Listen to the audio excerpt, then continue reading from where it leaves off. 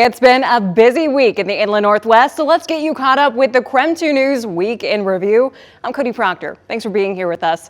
Over the next half hour, we'll take a look back at some of the news you might have missed from the past week. So let's get started with one of the biggest stories from the Inland Northwest. Well, Kendall Diaz tells me she's relieved her husband was found not guilty. She adds the verdict is the end of one chapter in what she says has been an ongoing process for her husband to become a U.S. citizen. A sigh of relief. I immediately just broke down crying. That's what Kendall Diaz says she felt after hearing a jury found her husband, Martin Diaz, not guilty of assaulting an ICE agent earlier this year. A Ring camera captured footage back in April. That's when authorities were trying to take Martin into custody on an immigration deportation order. He's been in federal custody from that time until Tuesday. The same day, Kendall and the rest of their family got to see him for the first time in months. We got to take a couple minutes at the end, and Martin was able to come out and hug everyone. And so he did rounds where he hugged, me and his mom and members of our family and friends, everyone who was there to support. And that was just such a beautiful experience. A beautiful experience, she says, follows the deportation order going into effect. She says Martin was immediately taken from federal custody to ICE custody as of Wednesday night. He's currently being held in the Kootenai County Jail, awaiting to be transferred to an ICE facility in Tacoma, where eventually he will be deported to Mexico. So my bag's packed. My husband's bag is packed. Our whole household is actually packed up and ready to go. She's hoping the two of them will be in Mexico by Monday, depending on when authorities transfer him. She adds the order of removal makes it not possible for Martin to apply for a green card, saying they'll be asking the federal government to waive what would be a 10-year ban with this order so they can come back to the States in a year and a half. The order of removal ensures that he is not qualified to apply for that. So if we did apply, he would get denied. Despite having to leave the country, Kendall says her family's and community's support of her husband's case is giving her hope during her husband's deportation process. She hopes his story will help relate to others going through the same experience. We're never going to stop fighting to be reunited with our family. The immigration system currently is not set up for success. And I would love to be able to continue that work and continue in the immigration process. Now, Kendall tells me they're anticipating him being transported from Kootenai County to Tacoma by Friday, but says she won't know for sure until it happens. Connor McAvoy, KREM 2 News. Well, for 38 years, Mary Ann Wilson hosted and starred in the exercise show Sit and Be Fit, which was broadcasted across the country. And it all started right here on Spokane's South Hill at KSPS. Mary Ann Wilson, a registered nurse and mother of 4, had a vision, and that was to help others, especially seniors, get their bodies moving. One more touch, stretch. All from just a chair at Spokane's PBS station, KSPS, where Sit and Be Fit was created. I sat down with Mary Ann's daughter, Gretchen Cowan, who tells me her mom loved exercise. Before a TV show, it was an outlet for her to help the community around her, while things at home got tough. He passed away, and it was devastating to her, but she never let us see that. She was so brave. Mary Ann's husband, a Marine Corps major, died of a sudden heart attack while in his mid-30s. That's when the family moved back to Spokane. And while Mary Ann was supporting her children, she started to craft an exercise empire. So she taped a little pilot show and took it to all the stations. Eventually, KSPS and PBS saw the potential and picked up Mary's idea. The Sit and Be Fit show started in 1987. The production team filmed 30 episodes in just 10 days to make it all happen. Well, I was a fledgling producer-director at the time, so they assigned me to do it. I went and met Mary Ann. I observed some of her classes, and then my job was to make a TV series out of it. I am told the show was broadcast nationwide, reaching 80% of television markets, and earned Mary Ann features on The Today Show and The Ellen Show. When she designed the program, she was thinking of the sweet couple that was in their home that couldn't get out to go to exercise classes or PT, and they needed an exercise friend, and that was her like a really big vision. The last season was filmed just 2 years ago when Mary Ann was 85 years old. And you could see her genuine caring come out over the screen. Now, Mary Ann leaves a legacy for the many hearts of Spokane and across the country. What are the first 3 terms you think of that describe your mom? Caring, loving, compassionate. Viewers can still watch Sit and Be Fit every weekday at 11:30 a.m. And I am told by KSPS staff they're currently working on now a tribute segment for Mary Ann Wilson. I'm reporting on the South Hill of Spokane, Rican Gallo, KREM 2 News. As we go to break, here's a check of your forecast.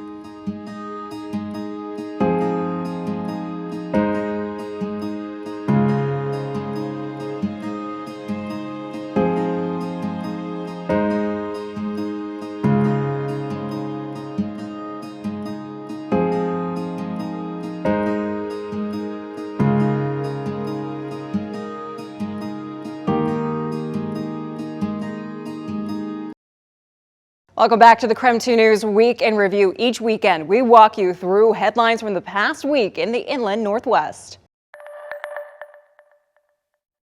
On a rainy fall day, the streets near Manitou Park are mostly quiet. Mostly. People like Charlie are hard at work prepping for winter, though that's not the case over at the park, which will stay dark this holiday season. Like 5 hours of traffic for the Christmas lights, and that probably could be a little bit of an issue for the people that live here. That's one reason Friends of Manitou says it canceled its 5-year-old holiday light show. It's nice to have a 2-week event. President Bob Young says it came to a choice. Fund the resource-heavy event. We have to look at the long term. Or pay for year-round maintenance for the park. We're donating over $100,000 to buy new boilers for the conservatory, because if a boiler goes out, we're going to lose everything in the conservatory. So that's what we're really doing. This cancellation comes a year after some major changes to Manitou's light show. 1 million lights were set up in a new location here at Duncan Gardens, condensing the setup to a walkthrough only event for 2024.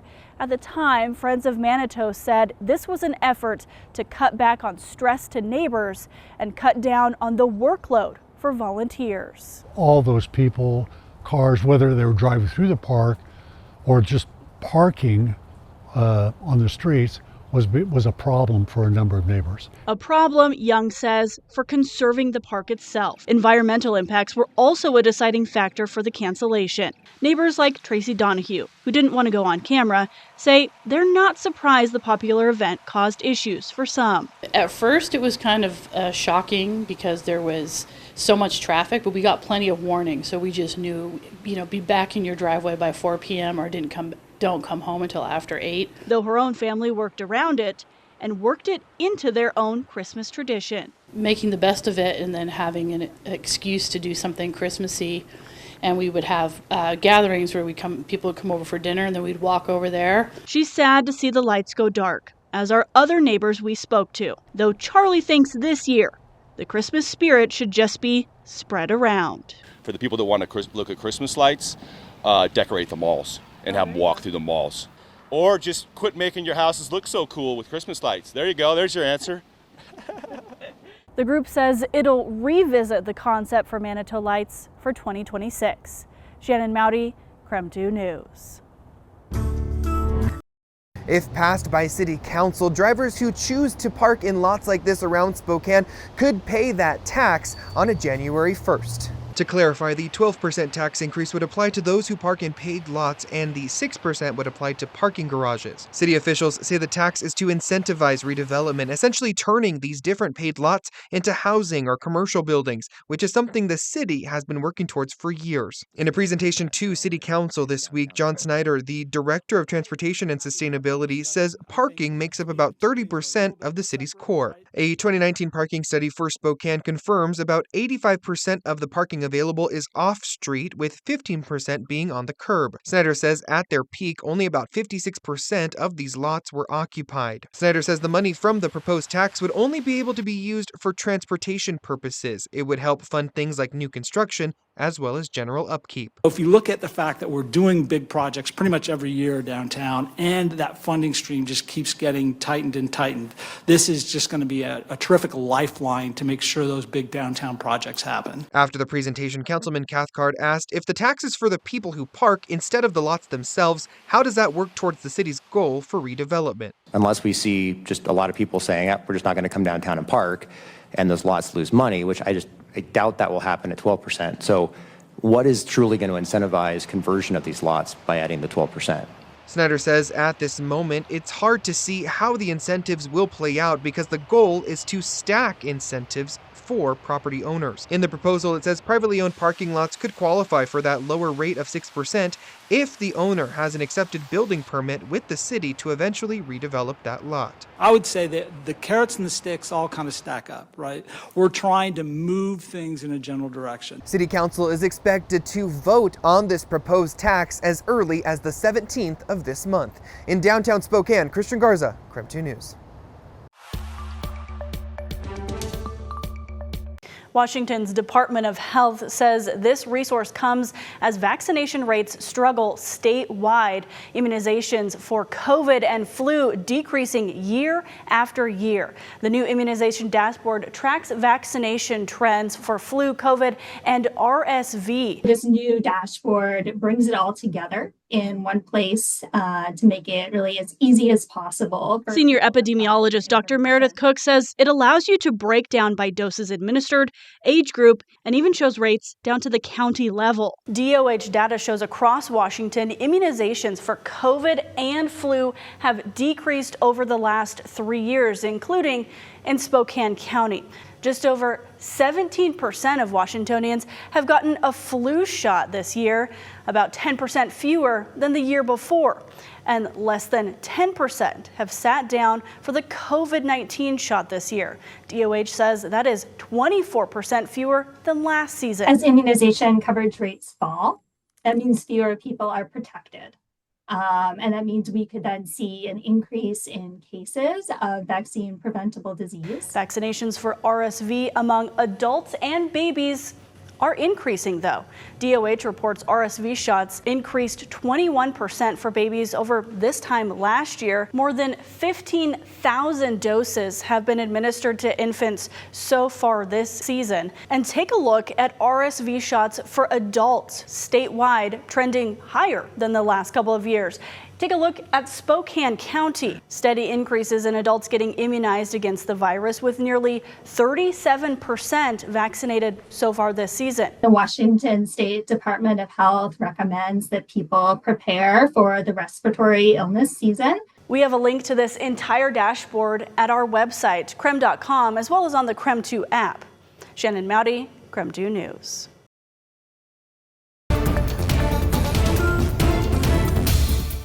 Thanks for joining KREM 2 News this weekend. I'm Cody Proctor. Right now, we're taking a look back at some of the news stories from the past week.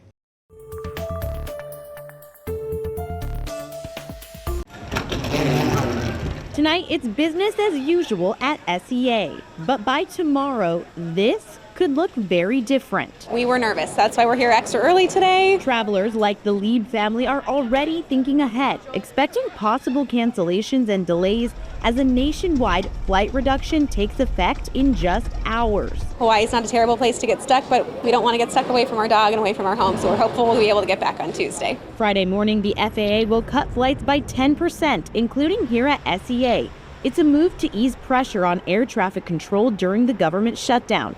The Larson family told us they're not stressing. We're celebrating our 4th birthday down in San Diego, so really if we get bumped a few days, I don't know if we'll feel horrible about it. I can have an ice cream party. But others aren't willing to risk it. Instead of flying, Michael Garcia and his girlfriend are driving to Seattle from Montana. We have tickets to Cardinal Seahawks on Sunday, so we didn't want to risk losing those.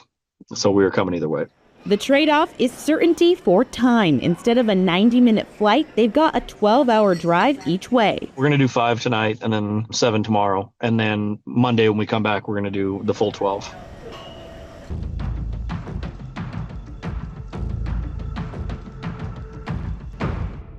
As an immigration attorney, Leslie Irizarry Hogan is no stranger to meticulous documentation. This isn't even a big file. But lately, she's tracking something new. A notice of payment like this one, asking asylum seekers to pay a $100 fee. This is people's lives. Trump's big beautiful bill is responsible for the changes. Applying for asylum used to be free. Now everyone who is applying owes $100. If you're talking about a mother, father, and several children, each person has to pay the $100 fee. They have to pay it when they're advised of it within 30 days. In this Department of Homeland Security notice from July, the rules are clear. U.S. Citizenship and Immigration Services will reject or deny any immigration benefit requests that are submitted without all of the fees required. Originally, the feds were requiring this fee annually as long as the application was pending. A federal judge has temporarily blocked that order. For asylum seekers, especially the ones who have waited for decades to have their cases heard, the stakes are high. All that you've worked for and waited for to present your case, why you're fearful and why you should be allowed to stay in the U.S. is gone. Federal officials say the new charge is meant to help cover the cost of handling asylum cases. Irizarry Hogan says the rollout has been confusing. Despite the fee not applying retroactively, she's gotten notices for clients who have applied for asylum years ago. It says the receipt date, which is 7/8/2019. So, for example, my client filed their asylum in 2019. She's advising people to pay to avoid all risks. I think it's indicative of this administration of you're not welcome in this country. Let's make this as complicated and confusing as possible. Welcome back to the KREM 2 News, a week in review. I hope you're having a great weekend. Let's get back to one more story you might have missed this past week. Well, panelists highlighted that employment and population growth is slowing down, which could have ripple effects across the state and the local economy. Still seeing positive growth for Spokane, just at a slower pace. Community groups across the Inland Northwest attended today's 2026 economic forecast presented by Greater Spokane Inc. One key point, job growth is slowing, but it depends heavily on the industry. Dr. Grant Forsyth noted that healthcare jobs continue to see steady growth. The presentation also showed population growth is cooling too. Fewer newcomers mean less economic momentum for the region. A lot of demand growth the region has enjoyed over the last decade comes from just literally a whole bunch of people moving here. Another big talking point, housing. Dr. Forsyth told the crowd home prices haven't dropped, even as the economy softens. He says prices will only fall if supply jumps or if a recession hits. The reality is we're stuck with this affordability issue. I don't see it going away. Looking ahead to 2026, Dr. Von Schockheimer says the government shutdown continues to strain the local economy. She added with 1 in 4 Washingtonians on Medicaid, funding cuts from the big beautiful bill could make it worse. Washington still maintains broad coverage. We're starting to see early signs of strain in the system as federal support phases out. And Steve Scranton, chief economist with Washington Trust Bank, tells me his biggest concern for Spokane is with the Washington state legislature. He says new taxes may threaten businesses to move across state lines. I think that's the real risk for Spokane is we're so close to the Idaho border that do businesses start to say, you know what, you're not a tax-friendly state anymore, so I think I'll go to Post Falls. Now, panelists highlighted that it's all not negative. They say the big beautiful bill could inject up to $3 trillion into the economy next year. It could also boost tax refunds by up to $70 billion. And with the FIFA World Cup, it is expected to generate $60 billion in spending. I'm reporting in the newsroom, Regan Gallo, KREM 2 News. Keep it here for more news and weather updates throughout the weekend. And don't forget, you can watch our latest newscasts anytime on your schedule on KREM 2 Plus. Download and watch right now for free. I'm Cody Proctor. Thank you for watching KREM 2 News Week in Review.